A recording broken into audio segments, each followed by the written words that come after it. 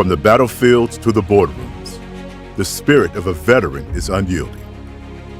Risk takers, disciplined executors, team builders. Military service has forged us into professionals with the ability to get it done. But what's next after service? Meet the legends. Fred Smith, founder of FedEx. Jewett Cathy, founder of Chick-fil-A. Ross Perot, founder of Perot Systems. Phil Knight, founder of Nike. And Gordon Logan, founder of Sport Clips. They turned their military discipline into entrepreneurial success. And so can you. Why franchising? It's the ideal pathway for a vetrepreneur. A proven business model, a roadmap to success, and an industry that understands the skills you bring. Franchising means using proven systems, intensive training, and a support system designed to make you successful. 1 out of every 7 franchises is owned by a military veteran. You can join their ranks. Your next mission awaits, and we're here to guide you. Your legacy is just beginning. Hi, everybody. My name is Sarah Brown, Navy veteran and Vetrepreneur Franchise Coach. Thank you for joining us here at the end of a holiday week. So thank you. We are going to get a lot done here in the next hour. We're going to talk a little bit about franchising, the Franchise Academy and application process, and sort of take the mystery out of some of the things that a lot of people think about, like around funding, financing. What is the right franchise for me? How do I separate the wheat from the chaff? We're going to talk about a lot of those things here today. I have owned 2 franchises, a senior care franchise and a fitness franchise. Enjoyed both of them. Only sold them when I moved to a different state and didn't want to run it from a couple states away. But if you're anything like me, I like the idea of being my own boss, owning my own business, but I had no idea doing what. And for me, franchising supplied the what.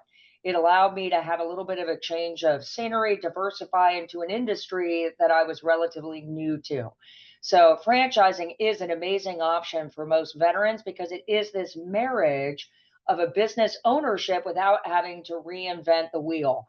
Think about it like a licensing arrangement on steroids with ongoing support, training, and subject matter expertise of the franchisor. So it may have surprised you in the video. That always makes me want to go do a push up. It's so motivational that 1 in 7 franchise owners are veterans. And really, that's a testament to the work ethic, fortitude, and ability to execute. So give me the SOP and I'll execute the heck out of it. But before we dive in, we want to learn a little bit more about all of you. So 3 simple questions. There's a QR code. You can join at slido.com with hashtag 2842493. And let's see what branch of the service you're in. We provide franchise coaching at no cost, so complimentary to veterans and the veteran community. So that includes spouses, family members. A lot of the questions we get in the chat typically are around, hey, can my significant other come if they're not a veteran? Absolutely. So, wow, Army comes in hot, Navy, okay, tied, Air Force, and a few military spouses. Fantastic. So, anyone sort of in the military community ecosystem, we will work with. Okay, fantastic. So let's get into the next question, which is around what is exciting to you about owning your own business? I know I found a lot of things exciting, like the freedom, being able to make more money that I get to keep for myself and my family versus making a lot of money for other people in the private sector. Flexibility, absolutely. Being your own boss, yes. Uh, Financial freedom, absolutely. Escape corporate America. That's a big one. I love corporate America. I thought it was good to me, but it was kind of a nice change to be able to set my own schedule.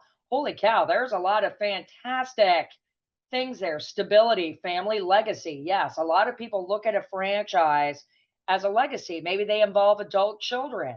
So fantastic. We're going to touch on a lot of those things during the information session. So now let's go to the final question. What are some of the concerns or questions that you have? Um, what are some of the obstacles or things that you have concerns about in becoming your own boss, owning your own business through franchising? A spouse, yes. I would argue I work with a lot of couples. My husband has never been involved in the day-to-day operations of either of my businesses, but he was very supportive. So it's important to have family support. Large costs, we're going to get into that. We're going to get into financing. I see a majority of it time commitment. Yes, we're going to talk about the different operating models. Wow, that is the most answers we have ever had. So go, everybody. Now, you will have the opportunity to put questions into the chat anytime. If we can address them during the topic, we will, but put them in anytime. And worst case scenario, we'll get to all of the questions at the end. But we will touch upon most of these things in here: gatekeepers, motivation, large costs, startup, absolutely. But let's get into it. So, we work with folks and provide this roadmap on how to make the process, the decision making process, as smooth as possible. And we will reiterate a few times during this presentation: our job is to get you to a decision.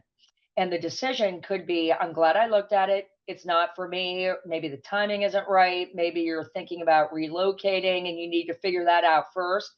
But if it is right for you, what is the custom suit that fits you? What it fits your goals, your skill set, etc. Quick minimum: 680 minimum credit score, 20 to 50,000 liquid, meaning your investment, minimum net worth of 100,000. Obviously, more is better. That will give you way more options. But we're going to talk about the definitions of those things and what that all means here shortly. So we talked a little bit about the agenda. Please put your questions in, and I am going to introduce my colleague, Chris Hale, and a classmate of mine at the Naval Academy a very long time ago, in class of 91. So Not that long ago, Sarah. I consider us, Chris, youngish. So yeah. Yes. It's all a mindset. But Chris is the CEO of Vetrepreneur. Has a long history of helping veterans get into business for themselves. Chris was in naval aviation for about 9 years and founded Vetrepreneur 20 years ago in 2004. So we just had a very big birthday and a milestone. Has created a ton of programs and things that really help the veteran community and the business community. So veterans in the business community. Chris has taught entrepreneurship at Robert Morris University and continues to work with veterans to this day. So Chris, I'm going to turn it over to you. So yeah, thank you, Sarah. Fun fact about Sarah: she's got a twin sister who also started at the Naval Academy. Unfortunately, couldn't finish, but we actually had 2 sets of female twins in our class, and pretty interesting stuff. But Sarah is fantastic. We're so lucky to have her on our team. And if you are able to get her as a coach, you're going to be very fortunate that happened.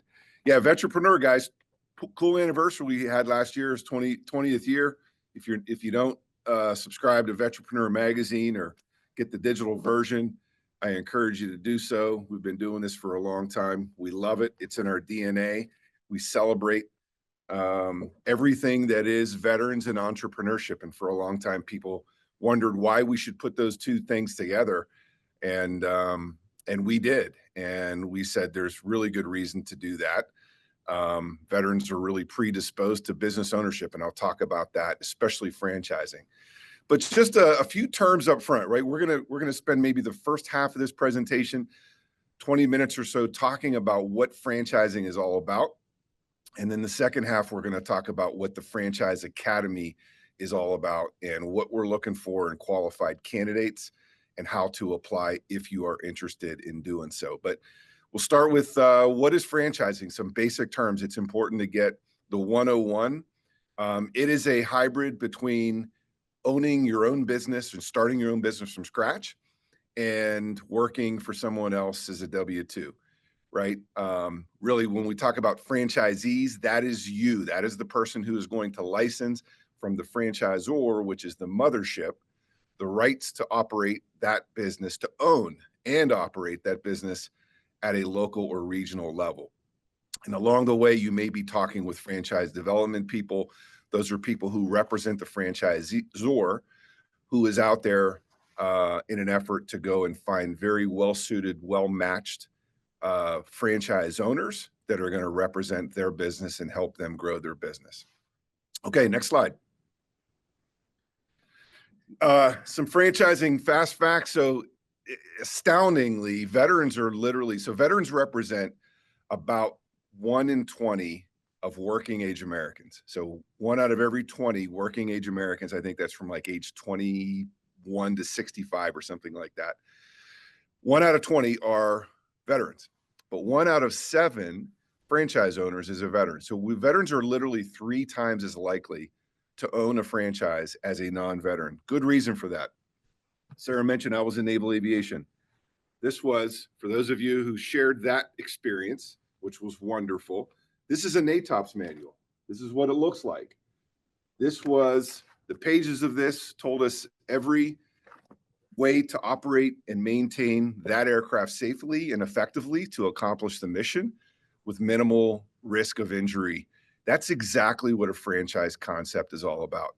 Somebody else has taken the liberties to write the business plan, execute the business plan, which, by the way, there's a lot of assumptions that are made in writing a business plan. And when you execute it, you get to see what the real world says about all of your concepts, what your products and service attributes are, how to market it effectively, what vendors and suppliers to use, how to support it, how to maintain really efficient operations. All those things are sort of, hypothetical when it's a business plan, but when you go to implement it, you realize what actual, and so you make changes, right? Those things are typically very costly at a minimum, and sometimes they're fatal. So when you get into franchising, it's really following a business plan, following a model that somebody else has already created. It mitigates the risk tremendously.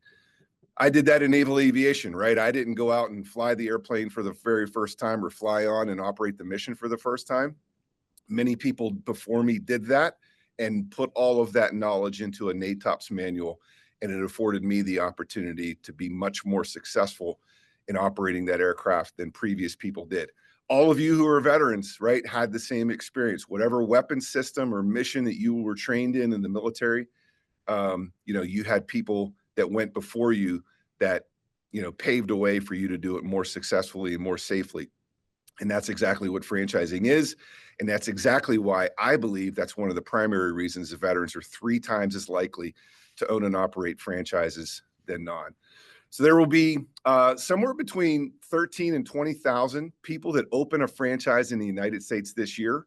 2,500 of those, or about 7 per day, will be military veterans. And the question is, will you be one of them? And hopefully by the end of this, you will be able to make a determination as to whether or not you want to be one of them or not. Okay, next slide. Yeah, the advantages, you get to learn from somebody else's mistakes.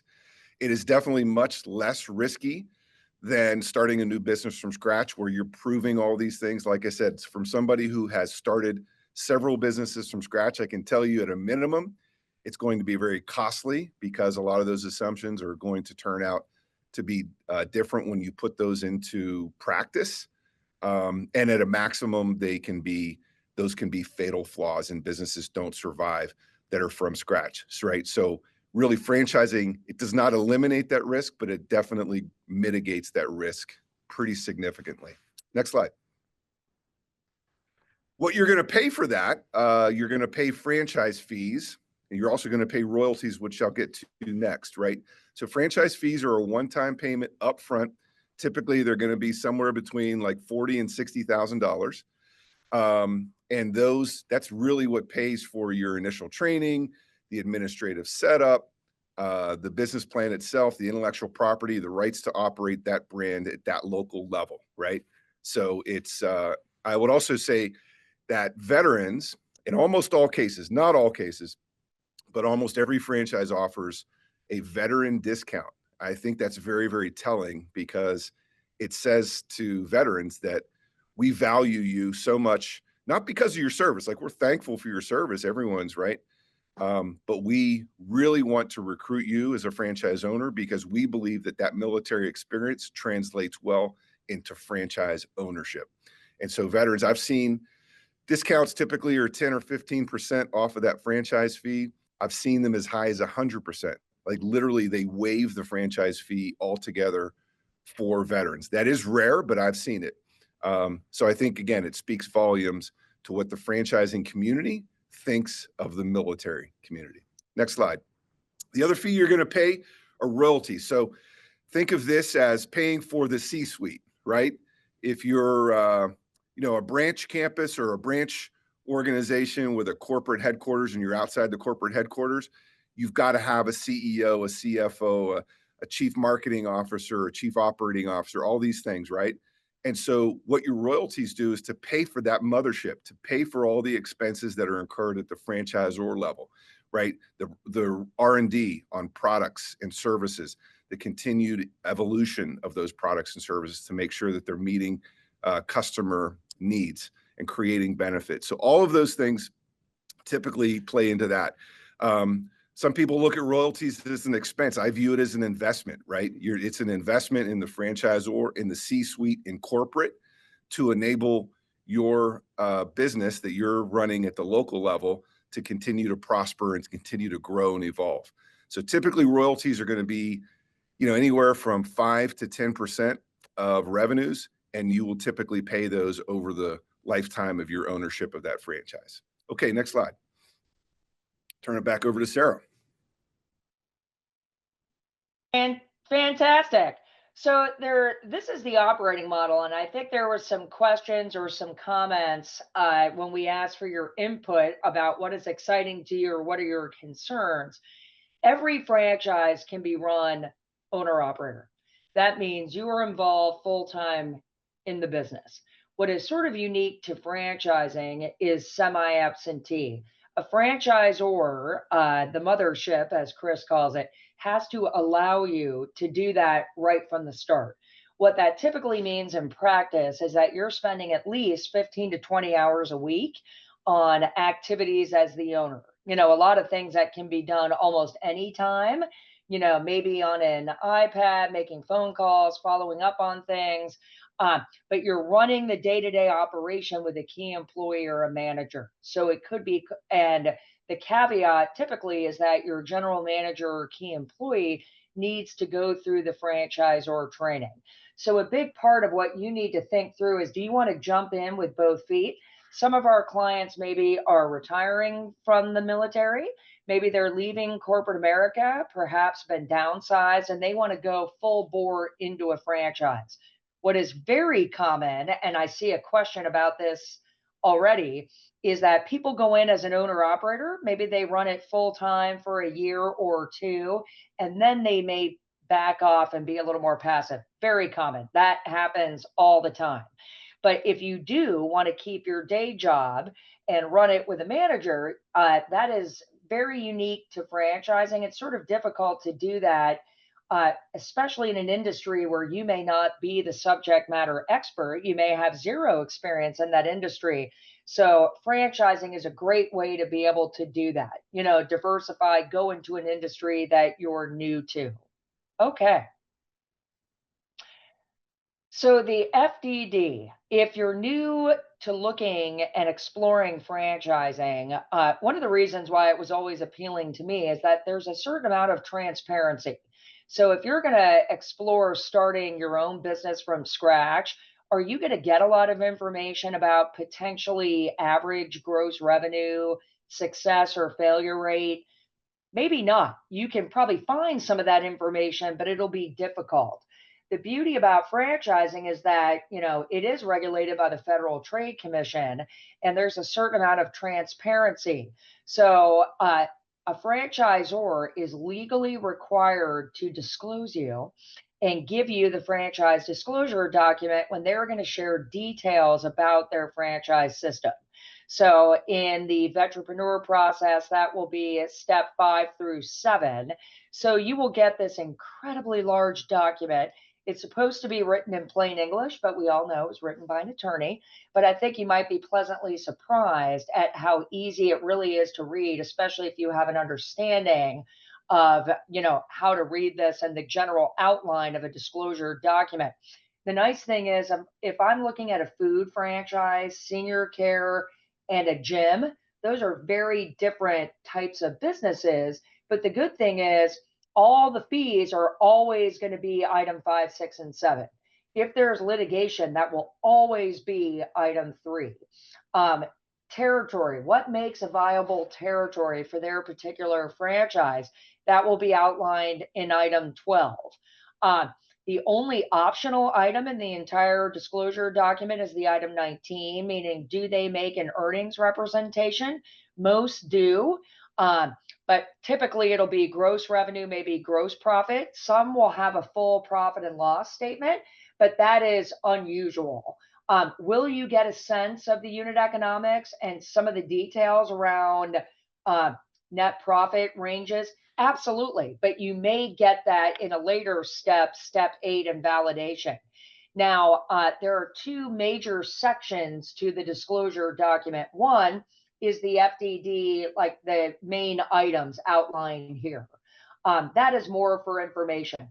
There will be an exhibit that will have a draft or a template of what the franchise agreement would look like if you do decide to become a franchisee, a franchise owner.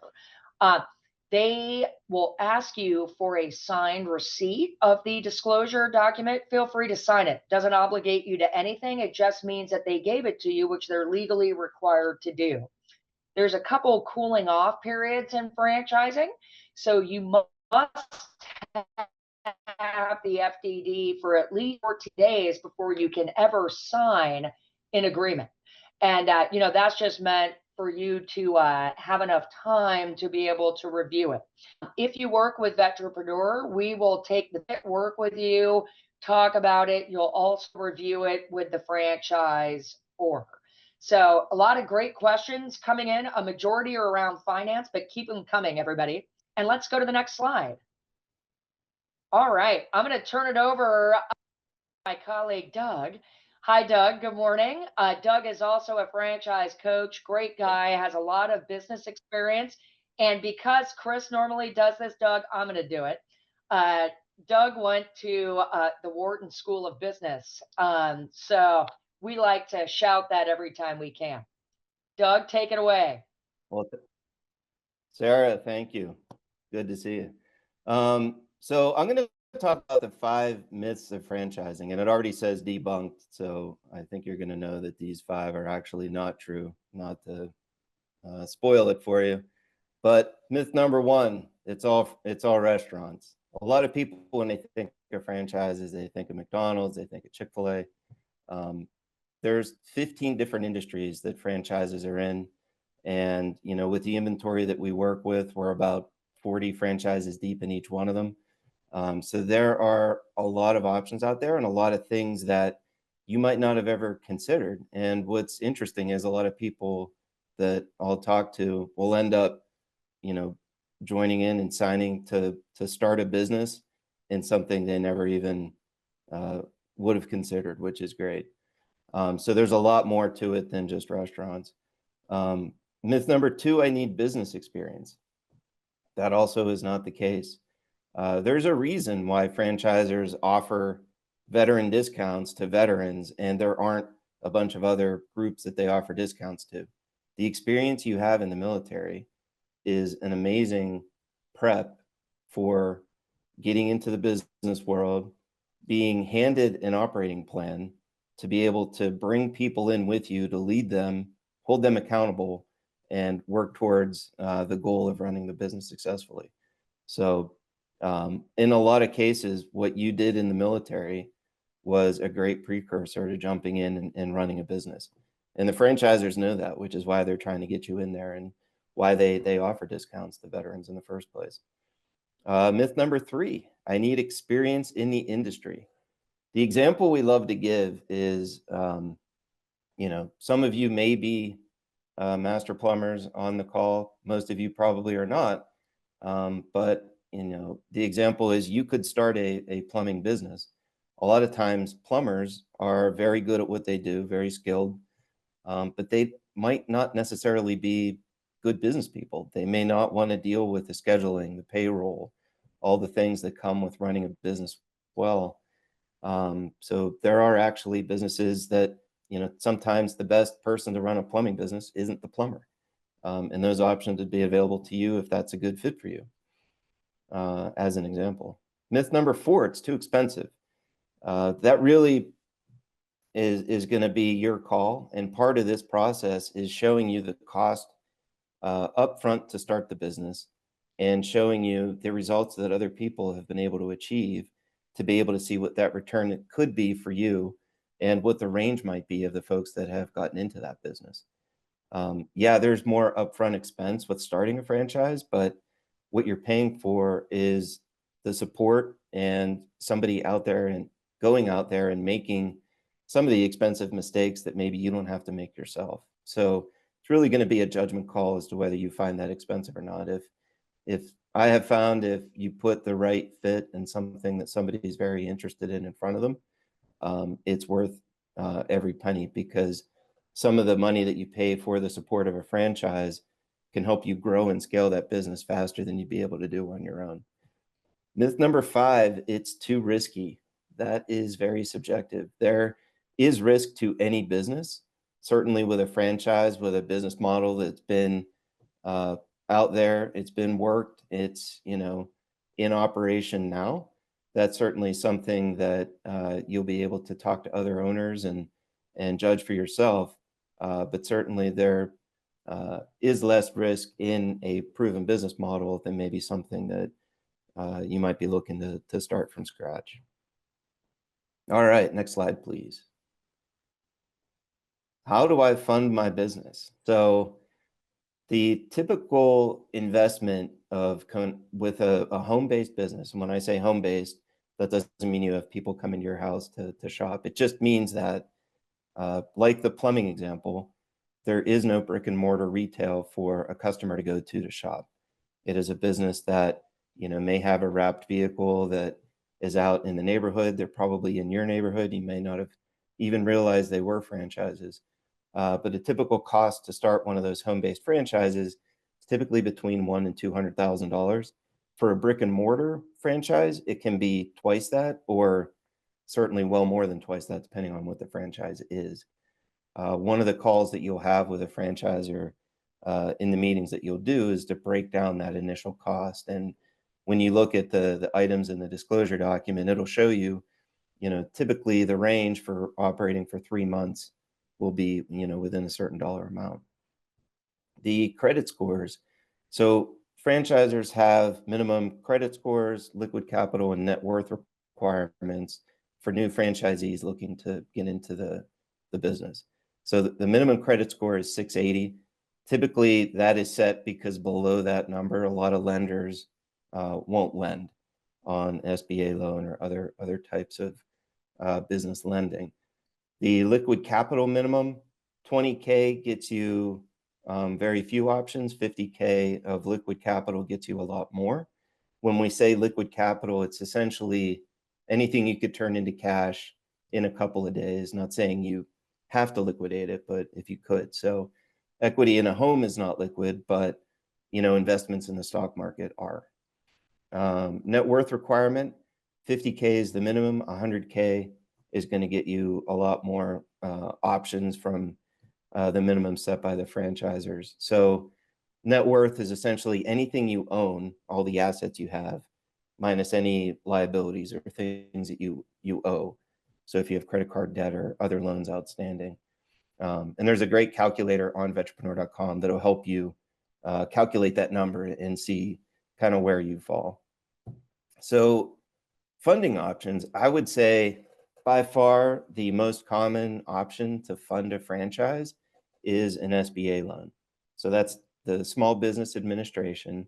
They are not a lender. They're the guarantor of loans for small business. And certainly, we've got CPAs that we work with and that you can talk with, and they are certainly fans of strategic use of other people's money, which if you have the means to do that, even if you could afford to, pay for the business without an SBA loan, a lot of times it makes sense to look into that and see if that's a better way to go anyway. A HELOC is another option that's available. That's a home equity loan or line of credit. There are folks that will do that to use the equity in their own home and pull the cash out of the equity they have in order to start the business. And another option is a rollover for business startup, which I believe Sarah actually used for one of her franchises when she started it. There are some nuances to a rollover for business startup. That's essentially when you use retirement funds as the center of that corporate entity, and you need to set it up as a C Corp, not as an LLC. And there's some other rules around rollover for business startup that, it could be right for your financial situation, and certainly something that's an option. And last but not least is friends and family. So I can't tell you how many times I've worked with folks that, they look into the options and they don't maybe get as many options, but when they partner with someone else who, by the way, does not need to be a veteran, if you have a neighbor, a friend, someone that you've talked about going into business with, certainly, if bring that person into your first call, and, explore it together. And also, if, I had somebody as an example that had an aunt that was looking to leave him a lot of money in her will and decided, she saw that he was looking to start a business, gave it to him early, opened up a lot of options for him, and he's out running his business today. So, all right. I think I've hit on the highlights. We'll go to the next slide. Back to Chris. Thanks, Doug. Hey, you got to love having a Wharton grad giving you financing stuff, advice. That's good stuff, man. Appreciate it. Listen, the path to becoming a franchise owner is often very mystical if you've never done it before. We like to say, we've got a slide that sometimes we use. We didn't use it this time. It's going to the franchise buffet. So for most of you, what that means is, let me Google franchising, and you're going to get a whole bunch of information, usually at the wrong time, from sources that some you can trust, some you can't trust, you don't know.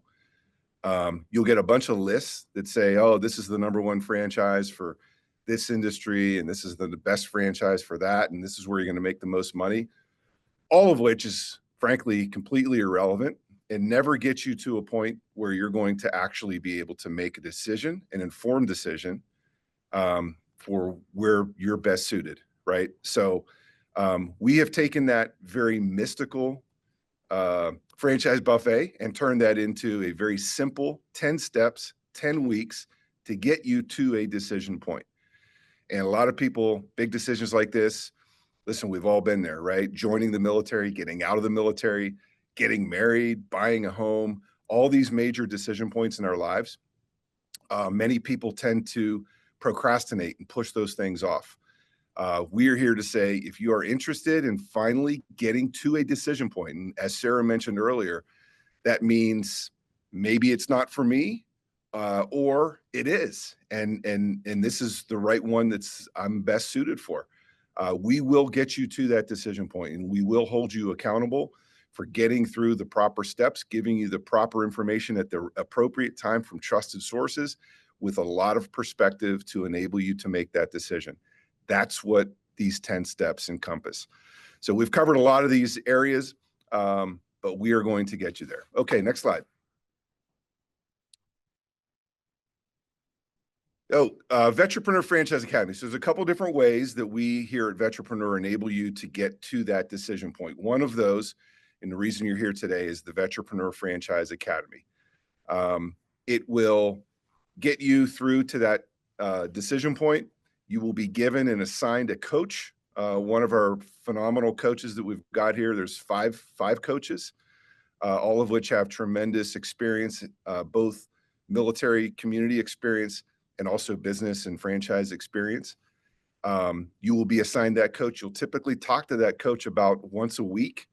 And you'll, in a formal way, you'll have a scheduled call with them, and you'll also have the ability to communicate with them, text, phone call, email, at any other points. And along the way, we'll be introducing you to various other people. And all of which is meant to, in a very structured environment, get you to a point where you can make that decision. Next slide. We're also going to incorporate, next slide. We're also going to incorporate some group sessions. So our typical individual franchise coaching plus group sessions is really what encompasses the academy. It's a more structured environment. There will be guest speakers that come in for the group coaching sessions. You will be expected to attend at least, one of the group sessions is the kickoff, but outside of the kickoff, 3 out of the 4 group sessions, your attendance is required in order to graduate. And we will be bringing in accountants that we have partnered with that will give you some great advice and speak to you on the things that you need to be considering: tax considerations, entity choosing considerations.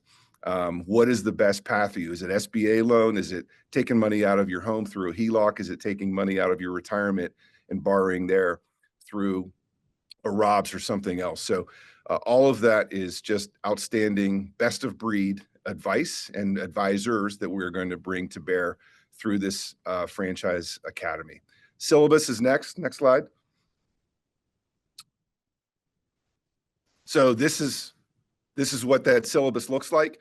So for class 2501, our first class here in 2025, you can see we are going to have that academy kickoff next Thursday. So it's pretty rapid fire, this information session. If you're interested, we're going to share with you very shortly here ways that you can apply, and we've always got more demand for the class, for the academy classes, than we have capacity.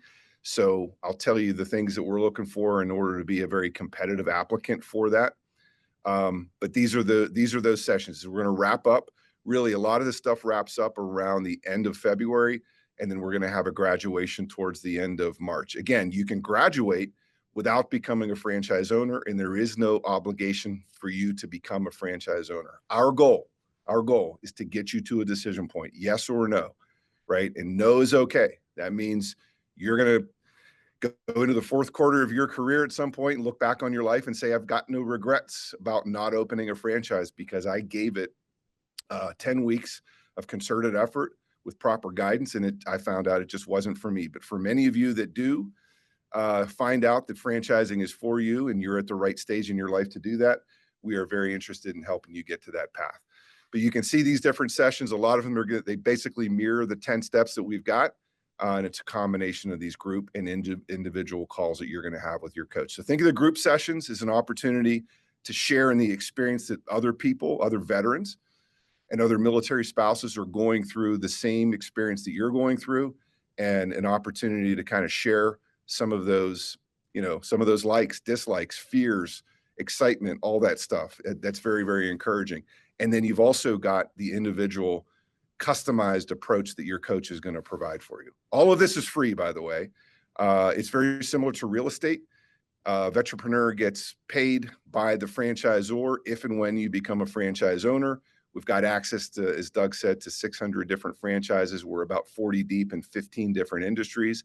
We don't care which one you choose. We want you to choose the one that's best suited for you. And we take great pride in understanding that is a custom selection. We're going to work hard to make sure that we do that. Okay, next slide. These are some of the folks that we've got, right? So the members of the team for the academy, phenomenal coaches. We've got coaches that were, Chick-fil-A franchise owners. We've got coaches who were business experience, military experience. It's great. And then we've got best of breed accountants and lawyers and loan experts that can help you along the way as well. Okay, next slide. Franchise selection. This is one, guys, where, so many people think, like I alluded to earlier, this is the best franchise in this industry, or this is the one that's going to make you the most money, or Entrepreneur Magazine comes out with a list of the best franchises. And here's the reality. You're not selecting securities or mutual funds for your retirement, for your 401k, right? That's okay to kind of take historical performance and look at that solely, because you're not managing that 401k performance. Somebody else is managing that. The difference is, and the reason that approach does not work for franchising, the difference is you, right? You are not the same person as another person that's going to be opening that franchise. So what's right for somebody else may not be right for you, and vice versa.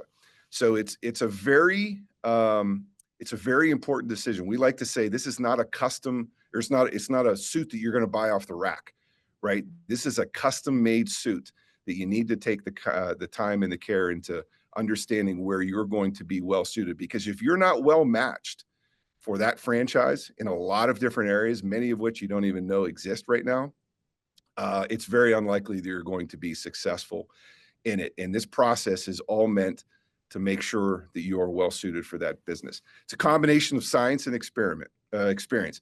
We take a lot of care into doing a lot of, there will be a Zoracle profile that we provide for you where, similar to like a Myers-Briggs or a personality test, we get to see what skills and interests that you've got and how that lines up with certain franchise systems. We take a lot of, we look at your lifestyle, right? The lifestyle that you've got now, the lifestyle that you've got in franchising, and how those match up. For example, if you don't like to work nights and weekends and you want a lot of freedom from your business, a food franchise is exactly the wrong thing to open, right? And there's a lot of instances like that where you've got to make sure that lifestyle suits what you're looking for. This is a 5 to 10 year marriage, right? Most franchise agreements are that duration. So it's going to be amazing if we find the right fit for you. But in contrast, if it's not the right fit, it's not going to be a good time for you. We're also going to look at your geographical preferences, right? Not all franchises are available in all areas. We're going to look at your finances. What can you afford? What types of financial capacity do you have? And then probably most importantly, what do you want to get out of this franchise, right? Is it purely monetary? Is it, the freedom? Is it all these things? We want to make sure that we suit you with a franchise that's going to get for you the things that you want to get out of that system. And then finally, what are your fears, right? So, some franchises are new, some franchises are longer standing, and your flexibility within those is very different. So there's just a lot that goes into it. We quantify as much as we can through science, and the rest of it we cover with experience. And we believe that we're very good at what we do in terms of that matching. Next slide. Okay. What we look for in Franchise Academy, we've got very clear expectations. We want to make sure that if you apply for the Academy, you are committed to finishing the curriculum. That means finishing 10 weeks and 10 steps, or at least 8 steps. In order to graduate, you've got to get through step 8, which is validation, which is where you get an opportunity to talk to other franchise owners in that system. We expect that you go into it fully knowing and understanding and desiring to open a franchise, but also knowing that that may not be the case for you, right? And you've got to be present at the group sessions, and you've got to just have the same professional courtesy that you would expect from any other professional relationship, which is show up on time, do any requisite homework that you've got. You are going to have to put some hours into this, right? You're going to have to show up for the group sessions. We're going to be introducing you to other folks. And there sometimes will be some back work, right? Watching videos, doing some research, reading an FDD, really kind of digging into it. So it's an immersive process. But that is what is required, honestly, to get to that decision point. We are going to hold you accountable for that. We also ask that you maintain complete trust and transparency. We expect that of ourselves. We will give you that 100%, and we expect that in return. Okay, next slide. Oh, and by the way, the syllabus, you can go back, Edgar, if you could. That QR code there, you can click on that and you can find the syllabus. So just to make sure that the dates match up, If you've got vacations or anything else that might preclude you from meeting some of those obligations, again, you don't have to be at every group session, but we ask that you attend at least 3 out of 4. There will be other classes this year that you might be able to attend, but if you want to check out that syllabus and the precise dates, go ahead and download it through that QR code there. Okay, next slide. What we're looking for in an applicant, again, somebody that has a very strong desire for owning a business, the discipline to create the time to spend on the process. That's important, right? This cannot be something that, oh, I forgot to do my homework or forgot to watch that video or I'm unprepared, so I'm going to cancel the meeting, right? Think of the same discipline that you had in the military. That's what we're looking for here. And the reason is because that is what is required to get you through to that decision point. We want to make sure that you're committed to making a decision. Again, this is a big decision. It's not easy, but we want to make sure that you are absolutely committed to that. It's important to have, if you're married or have a significant other, whether or not that person is going to be involved in the business directly or not, they are going to be impacted by it. So, we've had folks who in the past who have said, hey, I'm all in, and then they haven't involved their spouse or significant other, or they break it on them at the last minute. And surprise, surprise, they say, what are we doing? Come again. And that often torpedoes that opportunity. So we are very interested in having your spouse or significant other join as many of these calls as possible so that they get that information firsthand and are able to participate actively in the process. And then we ask that you've got a strong reason for getting into franchise ownership and put that into your application. And obviously you've got to be financially qualified. We don't make the rules on that. It's just a matter of, it's impossible to get financing and to get through, to have the financial cushion to be able to own and operate a business if you don't have some of those minimums that Doug talked about here. So that 680 credit score, liquid capital of 50,000 or greater. And again, that liquid can come from many sources. It doesn't have to be just straight cash in a checking account. And then a net worth, which would include home equity. For most people, that's their biggest chunk, of at least 100,000. By the way, passive income is a huge plus, and that is one, and benefits. That is one where veterans enjoy another significant advantage over non-veterans. Many veterans come to us with military retirement pay, VA disability income, and medical benefits, healthcare benefits that most civilians do not have until they're on Medicare or Social Security. So all of these things really assist your efforts in kind of quitting your day job and starting a business. Okay, next slide. I think now we're going to talk about how to apply. You can hit that QR code. Oh, Sarah, back to you. You've got this one. Okay, so here's the QR code to complete the application. The deadline will be Monday at midnight Eastern time. The admission notifications will be delivered the next day. So by Tuesday at 5 Eastern, and then we have a kickoff on Thursday on January 9th from 12 to 1 Eastern. For a lot of you, until you figure out or fill out the online assessment, we don't know what part of the country you're in. So we will do all of our times in Eastern time. So I'm on Central time, but that's how we will do it. So when you see a time, it will be Eastern time. We hope you apply. If you determine, as Chris said, that you cannot make a lot of the group sessions, you can do one-on-one coaching and get, a huge amount out of that. You just won't be a part of the academy. Okay. So franchise coaching, you will get 7 individual coaching sessions. You will have access to 24/7 coach access and support. I frequently text and email with clients all day. Even at night, if I'm out and about and I'm out at dinner, but I get a quick question like, hey, Sarah, can you answer this for me quickly? If I can answer and help someone and they don't have to spin their wheels trying to find an answer, happy to do it. We also provide the franchise matching. Not only is that good, because there's a couple questions in here going, wait a minute, if I enjoy or I like the idea of being an entrepreneur, but don't have something in mind, that's like ideal. If you're open minded and we can focus on your skills, goals, lifestyle, and what you're trying to get out of a business, we're going to focus on what the business does for you, not necessarily what it does to start.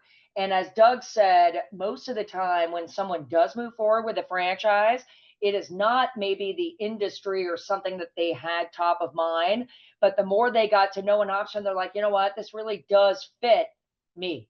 It fits my skills. It fits my lifestyle. It has the possibility of meeting my financial and other goals. And then we have concierge partners for accounting, tax planning, financing, and franchise attorneys. So we have a ton of resources available to you. Quite frankly, when I looked at my first franchise like 18 years ago, I did not have a lot of these things and I did spin my wheels. So having access to someone, coaching, and online resources can be very, very helpful. Okay. So here are a couple QR codes to apply to the Academy and just to sign up for coaching. So once again, signing up for coaching is fantastic. If you truly cannot make the group sessions for the Academy, you're not going to be shortchanged. We will still give you your all in the one-on-one coaching. So fear not. All right, we have a ton of questions. So I may do a little rapid fire on the some that I can just answer myself, and then I will turn them over, Chris and Doug, to you for some. So quite a few questions around financing and funding. And quite frankly, that is sort of the most kind of opaque topic to start. Like, how do I get funding? How do I qualify? How do I access that? We will take the mystery out of that for you. But what if I don't have the $100,000 net worth? Then I would argue the timing is not right for you. You will not qualify for enough options if your total net worth is below that. And, franchisors do not just have that number arbitrarily.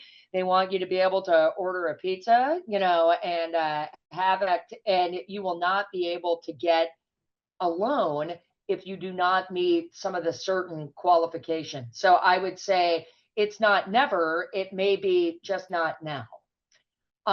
Okay. For the TSP, there's a lot of questions around a rollover for business startup. And Doug, you're absolutely right. That's how I financed my first franchise. So when I left the McDonald's Corporation, my last corporate job was with Boston Market, which was not a franchise. So I knew enough about franchising to be dangerous. But instead of rolling over that very large 401k into another plan of a new employer, I rolled it over and used a reputable company to set it up, and off I went. So that is self-funding, as Doug talked about. There's a lot of questions in here around what are the pluses and minuses to that. The plus is that you self-funded. You don't have any debt service if you're doing the entire funding out of your 401k. If you have a C corporation, typically the big issue or that comes up if someone has an accounting background will be like, oh, what about double taxation? Does that happen? Yes. If you have a decent accountant, can you address some of those concerns?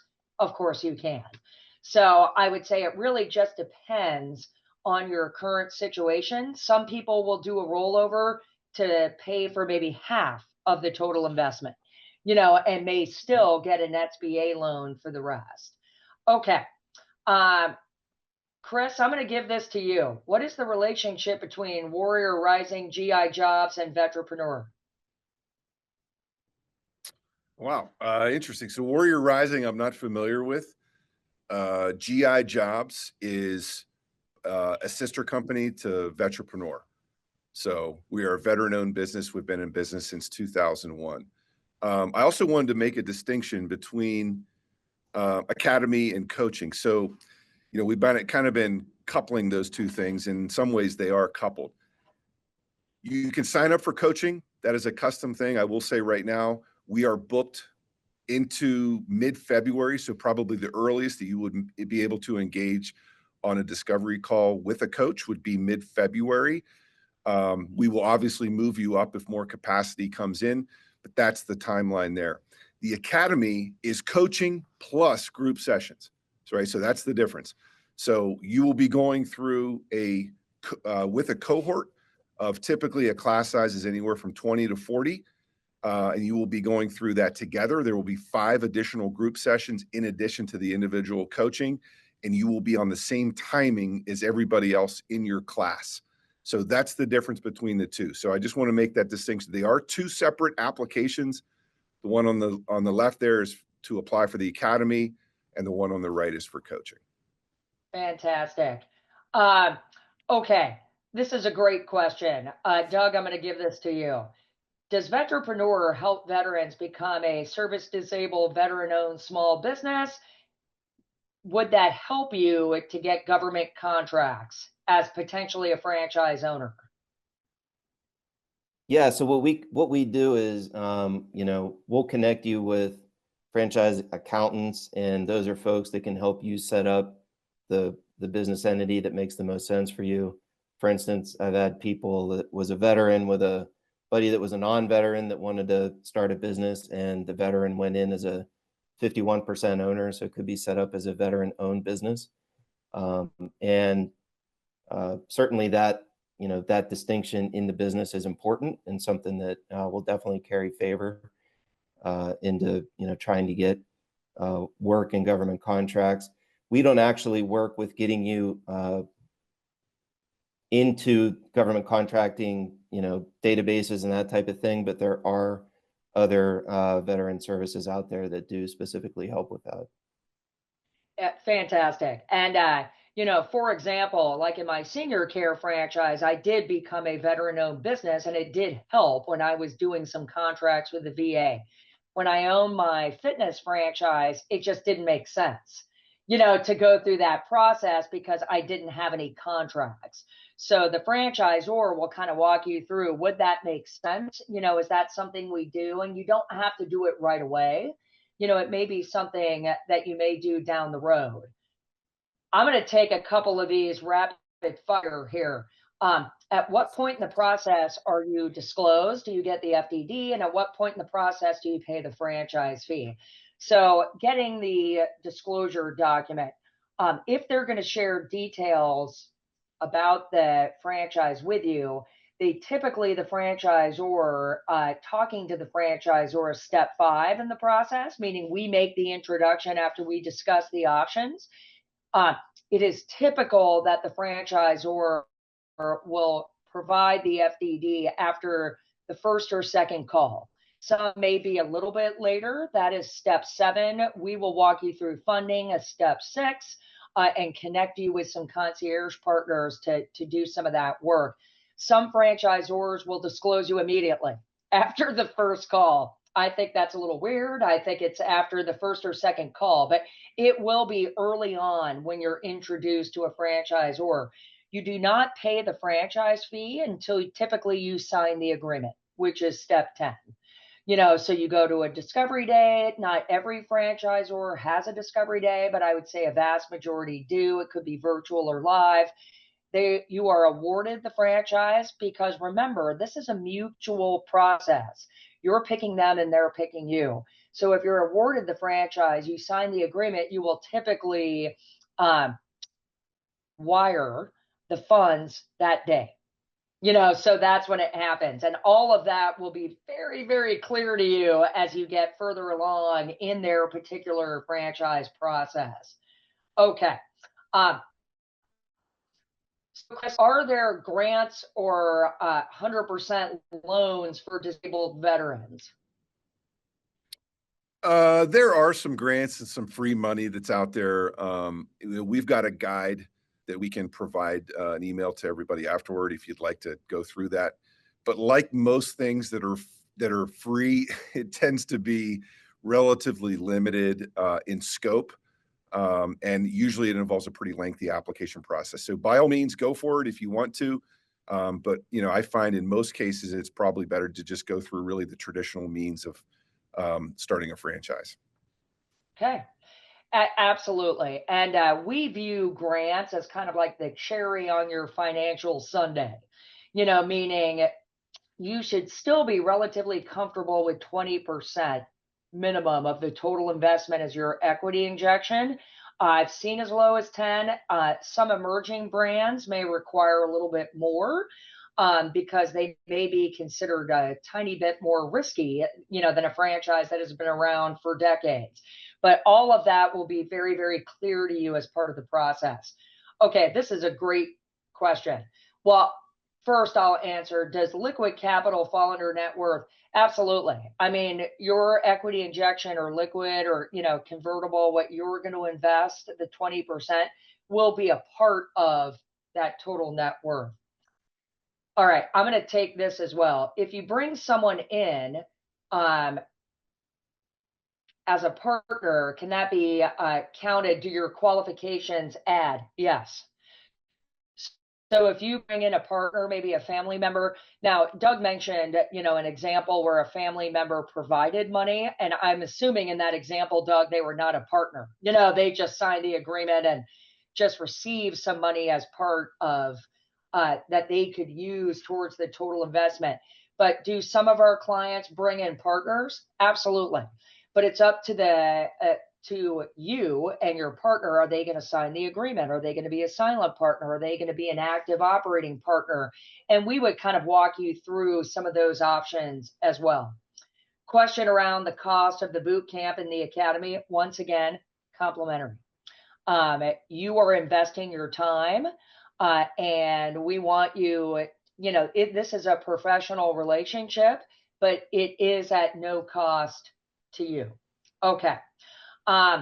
Is there another academy class this year? What if I can't make the academy upcoming, Chris? What are people's options? Yeah, we are looking at the next academy class to be at some point in February. And typically we're looking by, the probably the second quarter, having those start every 2 to 3 weeks, a new class fleeting up.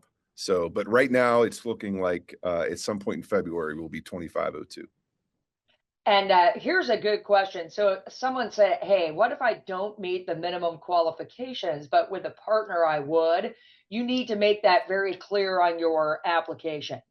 If you're close or below something like the liquid or minimum net worth, then you need to make it clear that you're going to involve someone else. Otherwise, we would probably say, you know what, you're close, but you do not meet the qualifications. Okay. There's a few folks here. So someone said, what are we actually selling? Well, we're not really selling anything, but what we are talking about here is the coaching and academy process. And what does that consulting do or coaching do for you? It gets you to the decision, which is, as Chris said, if you take anything from this, it is, we're not selling franchises. We want to get you to a decision, which is franchising right for you? And the answer may be no. Maybe it would frustrate you. But if it is, what is the custom suit for you? Okay. All righty. Does spouse, significant others have to submit a separate application? No, they don't. Don't you think, Chris? Yeah, that's correct. Yep. Usually, I mean, assuming you're going to be in business together on the same franchise. I mean, it is possible. You're a buying group. Yeah, it may open separate ones, but yeah. I also wanted to address, the timing, right? So the application is due by midnight on Monday, as Sarah talked about, but somebody asked a question. We will be making decisions that Tuesday. We meet starting in the morning, and the selection committee will be going through all of the applications, and you will hear from us by 5 p.m. or 1700 on Tuesday. So it's a very, very quick turnaround. And then the information session, or I shouldn't say the information, the kickoff for 2501 will occur at noon on Thursday of next week. So it all happens pretty fast. We will get a very quick, within 24-hour turnaround really to you on that application. Fantastic. There's a lot of questions in here about like specific industries, like, hey, what if I want to open, a franchise in a hotel? And there are great hotel and hospitality franchises. That would be a more expensive capital investment, no question about it. And it said, how does financing work?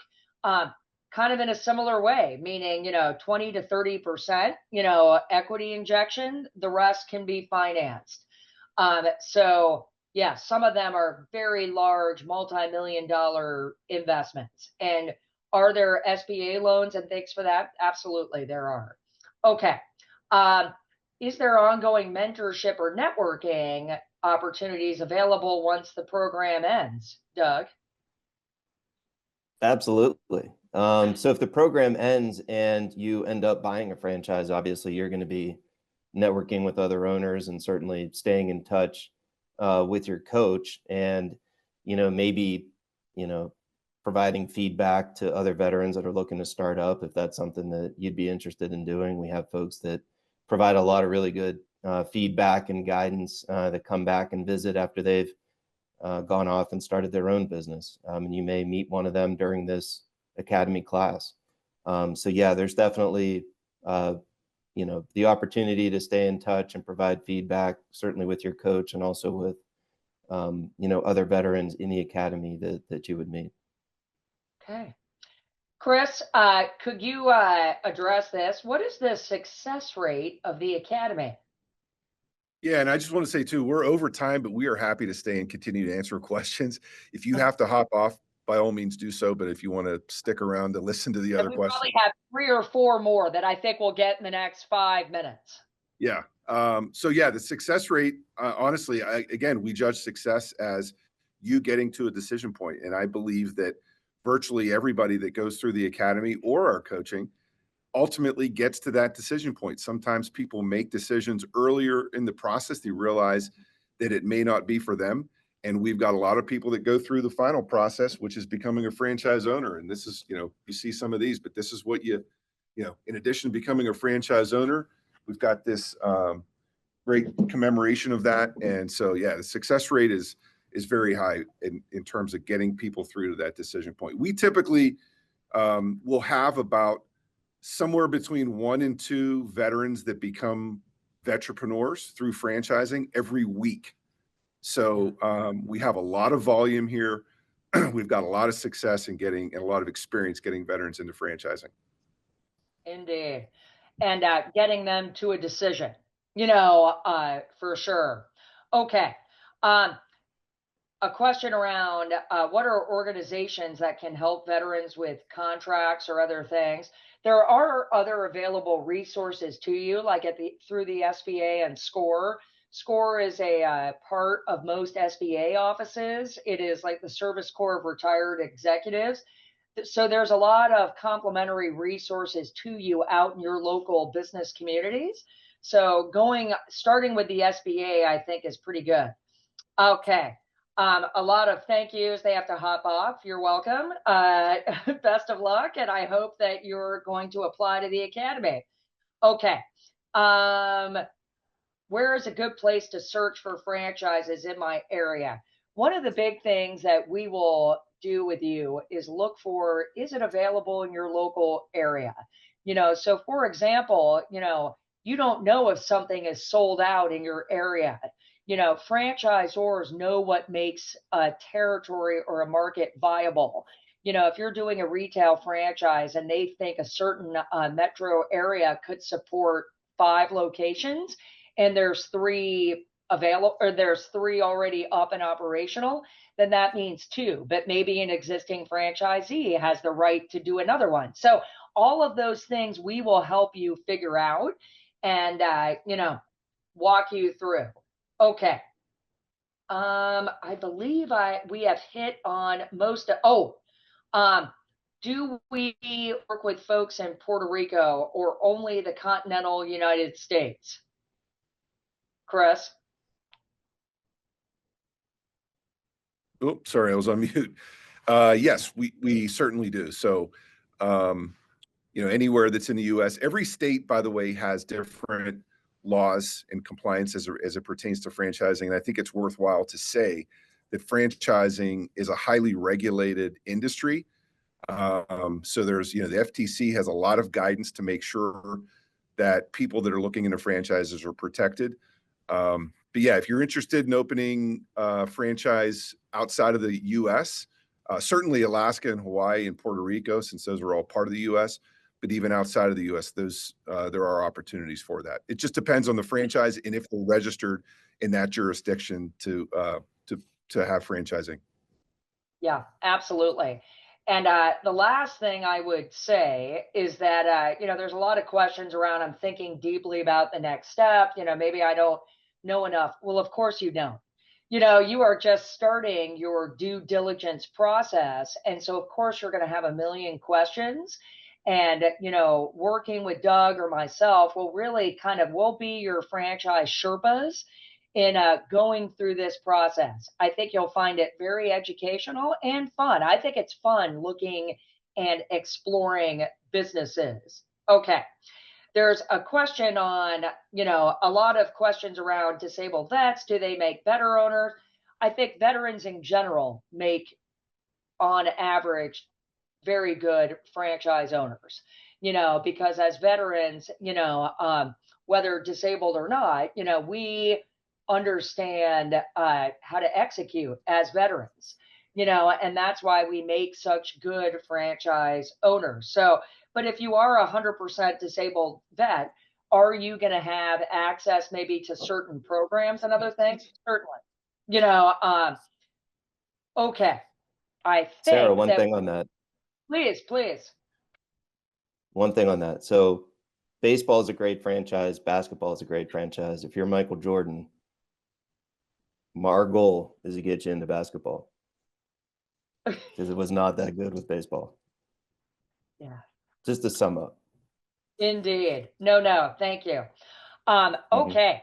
So you have the QR codes, and the last thing I'll say is that regardless of whether you're applying to the academy or one-on-one coaching, when you take the assessment, be very candid about what is important to you. It'll feel a little bit like a personality test, but it is much more than that. There are several methodologies that really try to get at what is important to you in a work and a business setting. And that will change a little bit over time. There was a couple questions around, what if I don't know if I want to be owner operator or semi-absentee? Great. We'll talk about what that means, and your requirements may change. You may have a spouse or a significant other that joins, and maybe between the two of you, you can be an owner operator. But if you do not enjoy business development and going to networking events, don't tell us that you are comfortable with that because you think that's what we want to hear. It's really about you. So be very candid with yourself about, what does success look like? Do you want a lifestyle business? Do you not want to be the face of your business? And then we will kind of peel back the onion and talk about those things in more detail with you. All right, everybody. Well, please. Yeah, just one last thing, not to continue to extend it, but like I said, you can jump off if you want to. There are basically 3 jobs you have as a business owner. One is to manage the resources of the business, which is largely an analytical drill. Another is to be the face of your business to external constituents. So Sarah mentioned sales, business development, being sort of the extroverted person that's out there selling the business. And then third is the leadership and the management of your employees. Very few people are all 3 of those things wrapped up into one. And so what you do is if you've got a business partner, maybe that business partner complements some of your skills. If you don't possess all 3, which you'd be a unicorn if you did. And you can also have key employees that can augment that. So just another thing to say, when you take that assessment, be very, very honest with us, because we can ebb and flow that and really kind of work to custom fit that suit for you.